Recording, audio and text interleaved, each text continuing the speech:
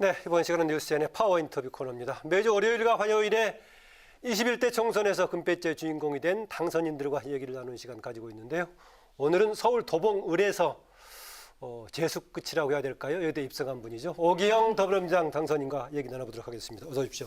어서 오세요. 고맙습니다. 먼저 축하드립니다. 축하드립니다. 예, 재수 끝이라고 했는데 지난 20대 때 도전하셨죠, 당시에. 예, 그렇습니다. 20대 때 당시에 당의 문재인 대표 시절이었던가요? 맞습니다. 당의 영입 대상이 돼서 이제 예, 출마했었는데 당시 경쟁력을 상당히 가졌었는데 뭐 몇천 표 차이로 탈락했던가요, 당시에? 6천 표 정도 차이가 예, 있습니다. 예. 그래서 하여튼 남다를 건데 보통 이렇게 하면은 개인적인 정치적인 소회 같은 걸 많이 물어보게 되는데 오히려 이번의 경우에는 민주당 바람이 워낙 컸기 때문에 개인적인 행보가 좀 덜 주목을 받는 것 같습니다. 예. 그렇게 봤을 때 지난 20대 때는 어쨌든 간에 적고 이번에 다시 도전하는 과정 속에서 어떤 자세를 조금 얘기할 수 있겠습니까?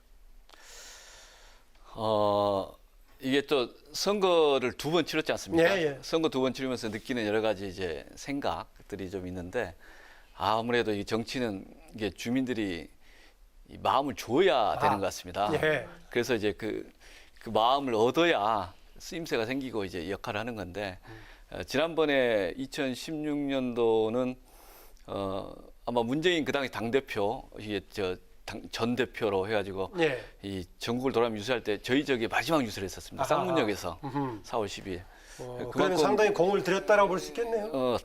나름 또 이제 관심 갖고 예. 도와주셨는데 안 된 건 이제 그 당시 제 준비 부족이었던 것 같고요. 아하. 그리고 이번에는 이제 4년 동안 쭉 지역에서 또는 이제 민주당에서 또는 이제 국회에서 여러 가지 일한 것에 대한 나름의 평가가 있다고 봅니다. 그리고 그 속에서 지금까지 이번에는 한 번은 일할 기회를 줘야 되겠다는 생각으로 우리 주민들께서 신임을 주신 거라고 생각해서 되게 이제 무겁게 생각하고 있습니다. 오기영 당선인은 뭐 방송도 종종 하셨죠. 많이는 하지 않았지만. 예, 특히 19년도에 예. 아니면 그 17년도에 살짝 좀 했었죠. 예, 그러니까 변호사에다가 뭐 또 지역 원외위원장을 맡고 있기 때문에 방송 패널로 나기에 상당히 적합한데 예. 그보다는 지역 활동을 열심히 하셨네요. 그럼 그동안에요? 4년 내내 지역위원장 계속했습니다. 예. 그래서 대통령 선거 때도 거기 지역에 선거 지휘했고 지방선거도 지휘하면서 다 진행을 했었고 그리고 한 1년 동안 이제 원내대표 비서실장 하면서 네. 원내에서 이제 약간의 경험을 좀 했었고요. 그리고 또 1년 동안은 다시 또 지역에서 계속 활동을 했습니다. 그러면 지역에서 활동을 해보니까는 중앙정치에서 논의되는 것하고 지역 현장에서 느끼는 바하고 어떤 특성들이 있었습니까? 실제 지역에서의 우리 주민들이 이야기하시는 말씀이나 예. 중앙에서 이야기하는 논쟁이 큰 다른 건 아닌 것 같습니다. 아하. 저도 좀 특히 여의도에서 논쟁이 되는 지점에 대해서 오히려 제 동네에서 가서 이제 자주 뵙는 분들이랑 이야기를 하면 오히려 거기서 균형감을 익힐 수 있었습니다. 저는 뭐 특별하게 차이가 있다고 보지는 않습니다. 특히 중앙정치 이슈는 우리 주민들의 정치식이 아주 높기 때문에. 그렇군요. 예. 그럼 뭐 서울 또 아니면 도봉을의 특성일까요? 아니면 전반적으로 그럴까요? 저는 전반적인 우리 국민들의 수준이라고 생각합니다. 예. 중앙 가끔은 사람들이 비판적인 지적을 할 때 중앙정치에서 논의하는 것하고 지역 현장의 삶하고는 조금 다르다 뭐 이런 지적들 하는데 인식은 좀 그렇지가 않군요. 이제 어떤 정치적 민감한 이슈에 대해서 우리 국민들이 다 실시간으로 오히려 어찌 보면 정치보다 더 빨리 아는 것도 있고 네.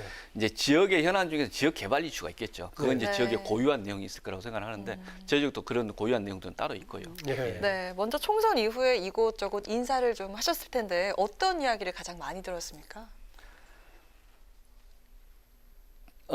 저에게는 주로 이제 뭐 4년 동안 고생했으니까 한번 일해봐라. 네. 뭐 이런 말씀도 좀 있었고요. 또 하나는 이제 도봉이니까 네. 지역의 현안으로 지역에 좀 발전 좀 시켜야 되는 거 아니냐. 음. 특히 저 지역 같은 교통이 좀 멉니다. 네. 출퇴근하기가 좀 1시간 반씩 걸리고 제가 여의도에서 저희 집까지 가는데 1시간 반 걸립니다. 지하철 타고 이동하고. 네. 근데 우리 천안에 있던 국회의원 한 분이 댁에서 국회까지 오는데 KTX 타니까 KTX 타고 비슷해요. 네, 그런 이제 교통의 불편함에 대한 이야기들이 있는데 아주 좀 가슴 깊이 새기고 있습니다. 네. 이런 문제 풀어야 되겠구나 이런 생각을 하고 있습니다. 네, 지난번도 그렇고 이번도 그렇고 초박빙의 승부였는데요. 지역 주민들이 당선인에게 도장을 찍은 의미에 대해서 좀 생각을 많이 하셨을 것 같아요. 어떻게 보십니까?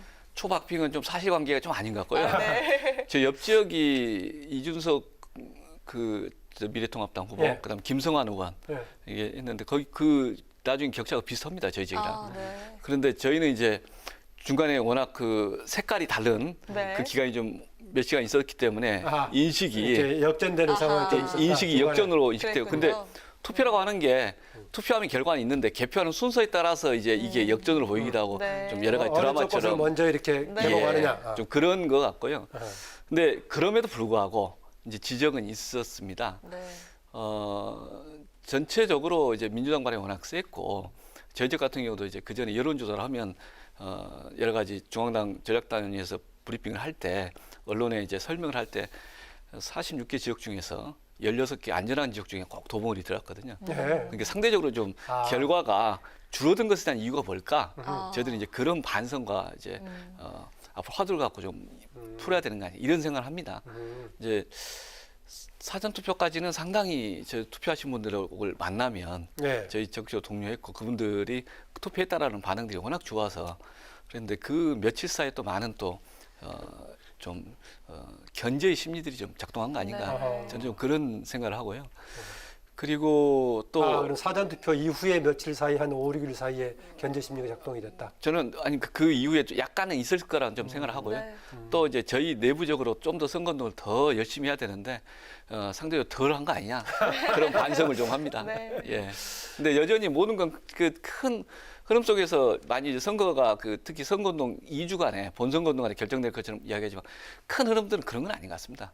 보니까 그 전에 쌓였던 것들에 대한 그 표출이 그 시기에 할 뿐이지 그 2주간에 갖고 선거운동을 해서 결과가 자주되는 그런 선거가 초박빙 선거인데 그런 판은 아니었습니다. 아, 그러니까 애초에 이미 이거 민주당이 안전하게 될 수 있는 지역으로 분류가 됐었다. 뭐 그 얘기는. 이제 지역 주민들께서 이번에 한번 바꿔보자라는 그런 바람도 있었고 특히 여러 가지로 이제 이야기하는 것 중에 하나가 민주당 특히 이제 문재인 정부에 힘을 실어줘야겠다는 그런 공감도 있었고 네. 그 다음에 이제 제 4년 동안 이런 것에 대한 한번 일해봐라라는 기회를 주겠다는 마음도 있었고 또 하나는 이제 미래통합당이 좀 더 못한다라는 데 대한 지적도 있었던 거죠. 아, 예, 상대적으로. 저는, 예, 알겠습니다. 그런 게 종합적으로 됐다고 생각합니다. 뭐 어쨌든 간에 정계에 이제 발을 디디게 된 게 20대 총선을 앞두고 인재 영입 케이스로 이제 이제 당에 들어왔었는데 당시에 문재인 현 대통령이 민주당 대표일 때 삼고 초래한 인재다.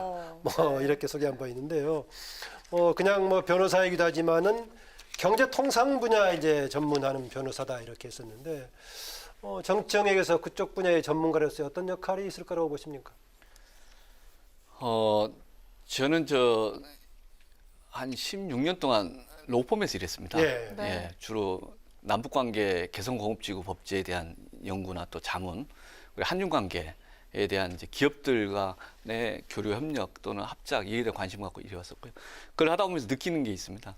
이게 뭐냐면 개별 기업이나 개인들이 못하는 문제들이 많이 있고 그걸 풀어야 될 게 정치 영역이 있다. 그리고 그 정치 영역이라는 게 특히 법과 제도에서 풀어야 될 게 정책적으로 풀어야 될 게 있다. 저는 한중 FTA 찬성을 하거든요. 그리고 좀 더 확대되는 생각을 합니다. 예. 그런 데에 대해서 개별 기업 차원에서 못 푸는 것들이 있더라. 그래서 그런 문제를 좀 풀고 싶었습니다. 그리고 또 한반도 문제가 저희가 이제 여러 가지 숙제 화두처럼 갖고 있는 건데 아무튼 지금 한국 경제가 여러 가지 이 성장의 일로에서 좀 더 점프하기 위해서는 이 경제 규모를 좀 뛰어넘는 주변 국가의 교류와 협력 또는 이제 경제적 영역의 확대가 필요하지 않겠습니까? 그게 이제 남북 관계 풀면서 가야 되는데 저는 이런 영역에서 경제와 통상 관련해서 할 일들을 좀 찾아보고 싶었습니다. 그리고 그게 정치 영역이었고 정치 영역에서 이제 하나씩 좀 더듬으면서 가보려고 합니다. 특히 이제 통상 분야 중에서 남북이라든가 한중 이쪽에 좀 예. 이렇게 집중하고 계시는군요. 그게 관심을 갖고 있습니다. 예. 예. 네. 문재인 대통령의 국정 수행 지지율이요. 5주 연속 60%대를 유지하고 있습니다. 긍정평가 이유 1위로는 코로나19 대처가 차지한 반면에 부정적인 평가 이유에서는 경제 민생 문제가 민생 문제. 1순위를 예. 차지하고 있습니다. 어떻게 보십니까? 저희도 이걸 내부적으로 논의를 많이 합니다. 근데 코로나19 사태는 아무도 예상도 못했고 경험도 못했기 때문에 그 사태가 초기 되기에는 오히려 정부 차원의 부담이 되는 주제이기도 했습니다. 네. 근데 결과적으로 전 세계적 상황을 같이 목도하면서 현 정부의 대응에 대해서 차분히 해왔다라는 평가가 이 대통령 평가에 이제 녹아들었다고 생각합니다. 그런데 코로나19 이 오래되면서 나서는 이제 경제적 주름살이 피부로 느껴지고 있는 거죠. 그리고 경제가 어렵다라는 것을 이제 국민들께서 이야기를 하시는 거라고 생각합니다. 근데 지금 어떻게 볼까보다 앞으로 1년 동안 더 어려워지는 거 아니냐에 대한 우려와 걱정이 있습니다. 네. 그리고 그 더 어려워지는 것에 대해서 정부 여당은 솔직히 앞으로 계속 이야기를 할 수밖에 없고 그 어려운 상황을 그럼 어떻게 돌파할 거냐에 대해서는 사회 각계각층의 이해 집단들이 서로 양보하면서 협력하고 미래지향적으로 새로운 모델을 선택해야 되는 거 아니냐. 이제 그럴 때 정부나 여당은 더 욕을 얻어먹더라도 양쪽을 설득하면서 가야 되는 거 아니냐. 저희는 되게 지금 상황이 엄중한 상황이고 앞으로 더 엄중일 수도 있다. 더 열심히 해야 된다. 이런 생각을 합니다. 어려운 시기이기 때문에 오히려 뭔가 국민들 하나로 묶는 통합 리더십이 더 필요한 시기다. 뭐 이렇게 보시네요. 그러니까. 예, 그럴 때일수록 좀 더 기존의 어떤 틀과 도구만이 좀 벗어나서 경험하지도 못했고 또 충분히 예상하지도 못했던 상황인데 네. 그렇다고 해서 답이 딱 있는 건 아니지만 그 답을 이제 찾아가는 과정이 되게 창의적이고 도전적이고 또는 쉽지 않는 길일 거다. 근데 그 과정에서 조금만 삐끗해도 이해관계 집단에서 많은 비난과 지적이 있을 것이다. 근데 그것을 담대하게 돌파해 나가겠다는 자세로 갈 수밖에 없다. 이런 생각합니다. 네. 다른 얘기 좀 해볼게요. 지난 토요일이 고 노무현 전 대통령 이제 서거 10일주기였었는데요. 뭐 당내의 의원들도 이제 오 당선인과 같은 분들 봉화마을 참배했는데 추모 현장에서 어떤 것을 생각했습니까? 이번에 보면 11주기입니다. 네. 그러니까 작년부터 그런 이야기 있었답니다. 이제 10년 정도 지났으면 이제 탈상이다. 그리고 과거를 이야기하는 것보다 현재와 미래를 이야기하는 추모식이 됐으면 좋겠다. 그러니까 이제 과거에 뭐 노무현 대통령이 어땠고 과거의 정치는 어땠고 이런 것보다 그게 현재적 의미로 재석되고 지금 우리 사회 문제를 네. 푸는데 어떤 의미가 있는가. 그래서 이제 그 이번에 표현이 낮은 정치, 겸손한 권력 그리고 이를 통해서 강한 나라 만들겠습니다. 특히 이제 이 여당한테 180석 가까이 이 힘을 주셨는데 네. 그럴 때일수록 정부 여당이 더 겸손해야 되고 더 낮은 자세로 국민들과 소통해야 된다. 그런데 책임감은 무겁다. 이제 좀 내부적으로는 상당히 좀 차분하게 이번을 갔다 온 것 같습니다. 오면서 그런 이야기 계속 좀 서로 간에 반복이 좀 됐습니다. 낮은 권력, 겸손한 권력. 낮은 정치, 겸손한 권력으로 강한 나라를 만들어 갑시다. 네. 이제 그러면 주변의 다른 동료 당선인들도 의원들 많이 그런 의견에 동조를 했습니까? 예, 이름 표현이나 이제 이 여러 가지 생각들에 대한 공감이 좀 확대되고 있는. 그러면 177석, 180석에 가까운 의석을 압도적인 의석을 가지고 있는 상황에서 어떤 방식으로 하는 것이 정말로 겸손한 권력이 될 수 있을까요? 이건 소통이죠. 주민들과 소통이고 야당과의 소통이라고 생각합니다. 그러니까 180석 있으니까 다 그 권력으로 그냥 마음대로 하겠다. 이건 아닌 것 같고요. 일단 소통을 하면서 그 중에서 공감대가 있고 또 책임질 부분은 좀 과감하게 결단을 하고 가는 그런 건데 결국 결과로 책임질 수밖에 없는 지금 코로나19 상황이기 때문에 책임질 상황이 더 늘어나겠습니다만 뭐 이게 부분적 이슈가 아니라 지금 국가 경제적인 이슈를 중심으로 해서 좀 책임지고 나가야 된다. 그리고 그런 문제 하나하나 풀 때 각 이해 집단과 귀를 기울이고 더 소통하면서 설득해 나가야 된다. 이런 생각을 합니다. 네, 통합당의 주호영 원내대표도 추도식에 참석을 했는데요. 이렇게 광주에 이어서 추도식을 찾은 제1야당 원내대표의 행보는 또 어떻게 보십니까? 분위기는 좀 괜찮은 것 같아요. 예. 저는 개인적으로 아주 잘하신다고 생각합니다. 네네. 좀 지금도 여전히 우리 사회에서 건전한 보수, 합리적 진보가 같이 공존하는 건데 그동안에 우리 사회 지금 이번 선거 쭉 결과 과정 속에서 어려움들이 이 미래통합당이 미래를 보이지 못하기 때문에 더 문제가 있었고 그에 대한 심판이 더 컸다는 거 아닙니까? 그런데 이제 주호영 원내대표 통해서 이렇게 5.18 그다음에 봉화마을 행보를 통해서 민주주의 역사도 직시하겠고 뭐 세월호의 그 상황도 직시하겠다. 또 실제 좀 인정할 거 인정하면서도 대안 경쟁을 하겠다. 저는 이런 모습이 민주당을 더 긴장시키고 더 의미 있는 행보라고 생각합니다. 예, 지금 뭐 최근에 이제 여야를 막론하고 뭔가 새로운 정치를 위한 연구 정책을 만들자 해서 이런저런 모임들이 있습니다. 예, 있습니다. 있는데 지금 이제 그 오경 당선인 소속돼 있는 것 중에 더 좋은 미래 참여하고 있죠. 예, 이름이 들어가 있습니다. 예, 이름이 들어가 있는 정도입니까? 어떻습니까? 예, 저 보면은 이름이 여러 군데 지금 들어가 있는데요. 예. 더 좋은 미래 무슨 경국지모 뭐 이게 또 한두 군데 또 이렇게 들어가는데 그 중에서 한번 좀 이렇게 좀 소개를 해줄 만한 모임이 어떤 거 있습니까? 이제 저도 들어갔기 때문에 그 모임의 성격을 제가 잘 이해하고 말씀드릴 수는 없는 것 같고요. 예. 아직은 다만 이제 저는 그 각종 연구 모임, 공부 모임들이 만들어진 건 괜찮다고 생각합니다. 그리고 그런 모임들 속에서 좀 기왕이 뭐 어떤 내용을 만들어갈 것이냐에 대한 좀 서로의 건전한 경쟁들이 이루어져야 되는데 지금 이제 이야기 나오는 것들 중에서 경제적인 정책들에 대한 대안들을 구체적으로 뭘 만들 것이냐. 특히 코로나 지금 19 이후에 경제 관련 여야가 모임을 같이 만들고자 하는 제안들이 계속 나오고 있는 것 같아요. 있습니다. 예. 넘어서 만들자, 얘를 넘어서. 예. 아예 그냥 국회 차원에서 특위를 만들자라는 의견도 있고. 근데 그건 이제 원내대표 간의 협상 지금 그쪽도 진행 관련 전문 분야이기 때문에 뭐 활동할 영역이 굉장히 많을 것 같은데요.